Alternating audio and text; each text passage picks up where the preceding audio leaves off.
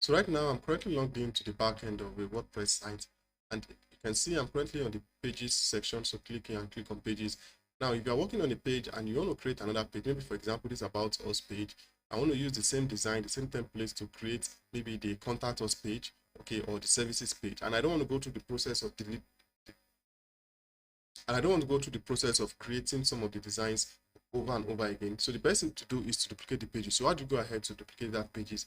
That's what I'm going to be walking you through in this video. So what you do is you come over to plugin, and then you install a new plugin. All right. So the name of the plugin that we are going to install, so just come over here to add plugin. It's called duplicate. So just search for duplicate. Now you can see duplicate page. So you can see this it doesn't even duplicate only page.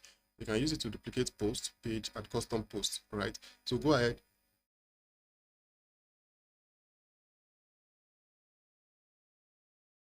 and install and activate the plugin. So now the plugin has been installed and activated. So just come back to pages. So you can see, for example, I want to duplicate this about us page. So I'll just go ahead and refresh it. So you can see now I have duplicates. So once I click on duplicate this, so you can see this one that is saved to drafts is now the duplicated copy. So I can just go ahead and click on edit.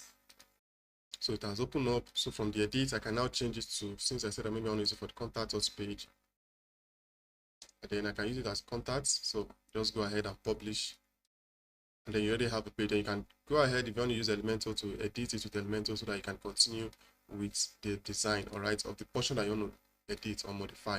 Okay, so that is it on how to duplicate pages in WordPress or in WooCommerce. So guys, I hope you find value in this. Please, if you do, please give the video a thumbs up, and if you have any question related to WordPress or WooCommerce, do let me know in the comment section below. So thank you very much for watching, guys. My name is Prosper, and I'll see you all in another video. Bye for now.